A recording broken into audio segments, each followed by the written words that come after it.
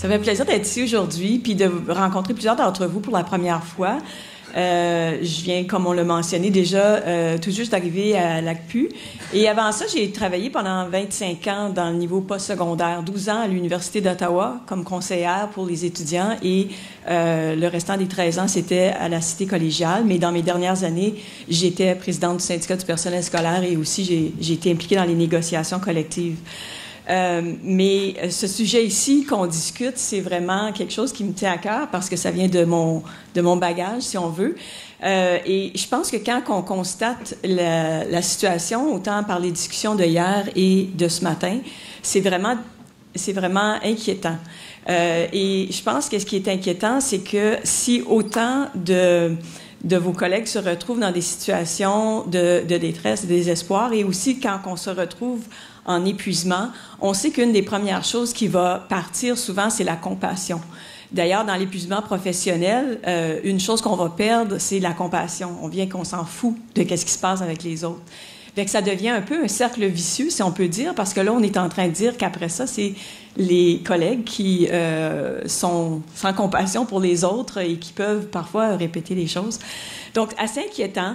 Moi, ce que je voulais vous mentionner, c'est qu'est-ce qu'on peut faire, comment on peut mieux prendre soin de nos collègues, puis comment se protéger. C'est certain qu'en dans 15 minutes, je ne prétends pas qu'on va magiquement trouver des solutions à tout ça.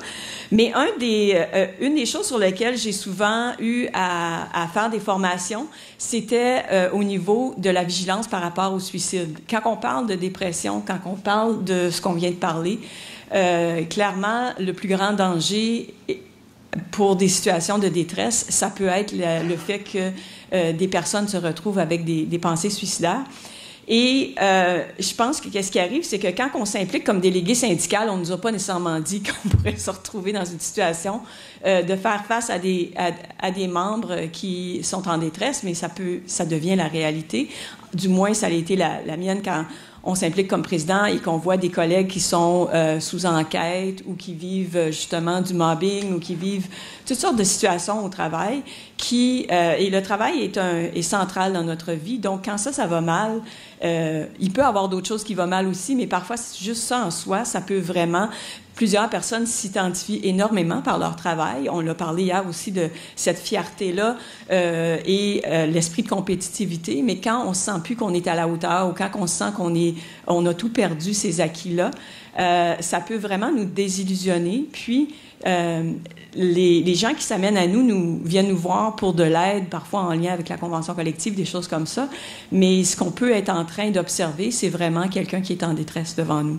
Donc, moi, ce que je voulais sensibiliser, c'est peut-être que ce qui est important, c'est de penser à comment on a besoin de regarder aux délégués qui s'impliquent et comment on peut les appuyer à apprendre à savoir comment intervenir dans des situations comme ça, tout comme on apprend à offrir des premiers soins à quelqu'un. Même si on n'est pas médecin, on ne va pas laisser quelqu'un qui fait une crise cardiaque à côté de nous en se disant « il n'y a rien que je peux faire, je ne suis pas un médecin ». On va s'assurer qu'ils ont de l'aide. C'est à peu près la même approche ici quand on parle de ça. J'offrais pour longtemps des ateliers Safe Talk qui viennent de l'organisme Living Works, qui est de l'Ouest, en Alberta, je crois. Et l'objectif de ça, c'était de la vigilance par rapport au suicide. Donc, le SAFE venait du fait que ça vient de l'acronyme en anglais, donc Suicide Alertness for Everyone, c'est-à-dire que c'est en étant la vigilance, c'est l'affaire de tous. C'est-à-dire que tout le monde a ce devoir-là d'une certaine vigilance, parce que le suicide, ça se passe dans le silence. Et ensuite de ça, le TALK, c'était l'acronyme pour savoir comment intervenir, c'est-à-dire que la première chose, c'était que quand qu'on nous le dit, ou qu'on pose la question et qu'on écoute le listen, et ensuite, le cas, c'était pour keep safe, c'est-à-dire de s'assurer qu'une fois qu'on constate qu'une personne est dans une situation de détresse qui peut être dangereuse pour sa santé, qu'on les laisse pas seuls, mais qu'on s'assure qu'ils ont de l'aide immédiate. Donc, j'ai indiqué ici différents signes de détresse, mais souvent, vous avez probablement rencontré des gens qui en ont de certains de ces signes-là. Il ne faut pas avoir tous les signes pour pouvoir intervenir, mais quand on commence à voir certains de ces signes-là, un des classiques, c'est un changement significatif dans le comportement de quelqu'un. Quand les choses nous rattrapent puis qu'on commence à perdre le sens à la vie, ces choses-là vont devenir assez apparentes.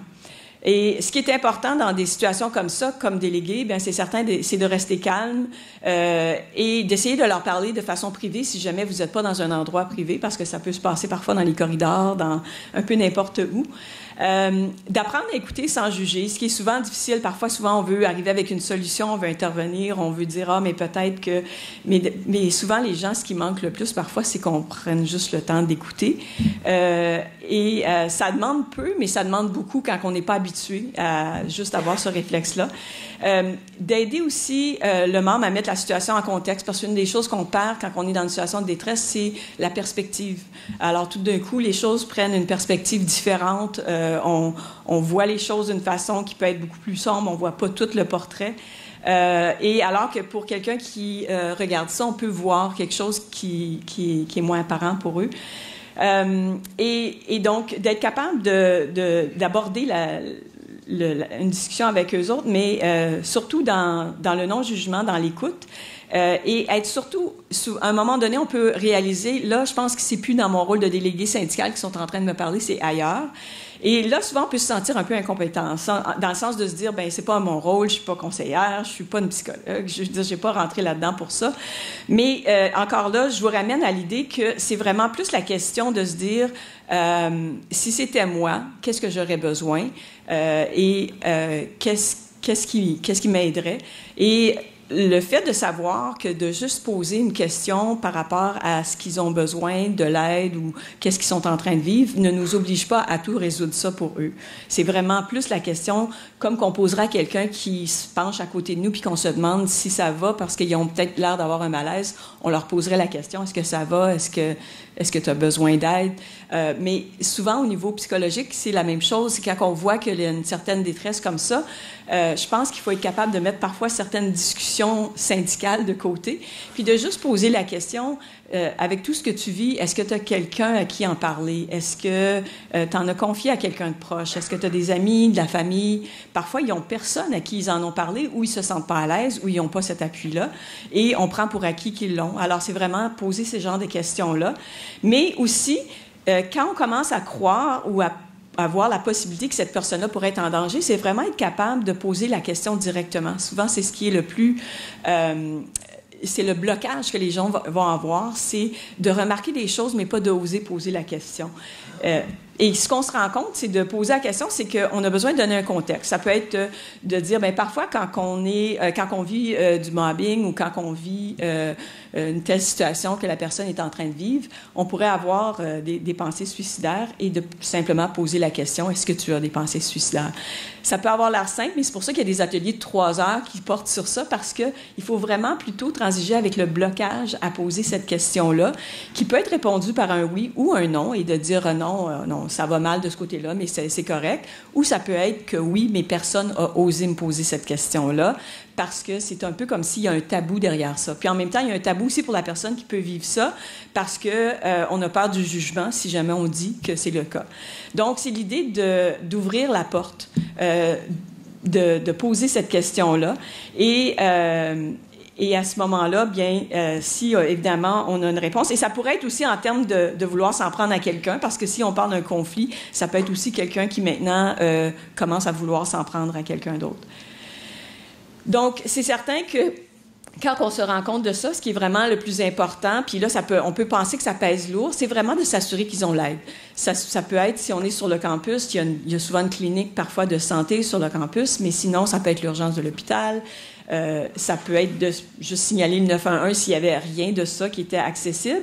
Mais l'idée, c'est qu'on veut, à ce moment-là, comme on ne laisserait pas quelqu'un avec un malaise qui est peut-être en train de vivre une crise cardiaque et qui a besoin de l'aide immédiate, là, en disant, bon, ben quelqu'un d'autre s'en occupera, bon, on ne voudrait pas laisser non plus quelqu'un qui vit un malaise psychologique qui les amène à avoir des pensées comme ça, seul avec cette situation-là, parce qu'on sait que dans cette perspective-là, c'est là que le danger se pointe. Alors, et l'autre chose que je dirais qui est vraiment important quand on apporte quelqu'un pour avoir de l'aide, c'est de parler directement avec le professionnel pour aviser de cette information-là. Parce que la personne qui va chercher de l'aide, que vous l'apportez à la clinique médicale ou ailleurs, va pas nécessairement volontairement leur répéter qu'elles ont des pensées suicidaires. Donc, ils vont peut-être juste leur parler de la situation au travail qui va pas bien et puis que vous vous étiez inquiété pour eux. Mais c'est que ça change complètement la perspective quand on sait ça, puis quand l'autre personne n'a pas encore établi un rapport avec eux, ça se peut qu'ils vont pas en parler, donc ils vont pas nécessairement faire une évaluation de risque ou des choses comme ça. Donc, c'est vraiment le volet qui est important. Je mentionne des choses ici qui sont à éviter, mais c'est que ça parle souvent de cet inconfort-là qu'on peut avoir. Et dans cet inconfort-là, parfois, on peut essayer d'ignorer ce qui est devant nous, on peut essayer de minimiser, on peut se dire, ben, regarde, ils sont en contrôle de ça, ou ils doivent avoir des amis ou quelqu'un qui s'occupe d'eux. Mais c'est vraiment juste la question de vérifier ça, de vérifier s'ils ont quelqu'un ou pas, mais de pas prendre rien pour acquis. L'idée, c'est que la détresse et tout ça, quand ça amène à des pensées suicidaires, c'est que le suicide se réalise dans le silence et dans ce manque de communication-là, parce que souvent, les gens, quand ils constatent qu'il y a eu quelqu'un qui a passé à l'acte, ont parfois des regrets d'avoir remarqué des symptômes et tout ça. Et c'est très rare que, d'ailleurs, les personnes n'en ont pas donné des signes, même s'ils n'ont peut-être pas parlé de ça directement.